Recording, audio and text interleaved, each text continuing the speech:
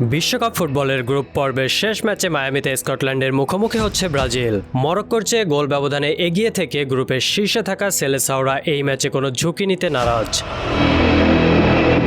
Coach Carlo Ancelotti কার্ডের ঝুঁকিতে থাকা ক্যাসেমিরো ও ডগলাস সান্তোসকে বিশ্রামে না দিয়ে সেরা একাদশ নিয়েই মাঠে নামছেন। ইনজুরিতে পড়া উইঙ্গার রাফিনহার জায়গায় একাদশের সুযোগ পাচ্ছেন ১৯ বছর বয়সী তরুণ ফরোয়ার্ড রায়ান। অনুশীলনে তাকে ডান প্রান্তের আক্রমণে ঝালিয়ে নিয়েছেন কোচ।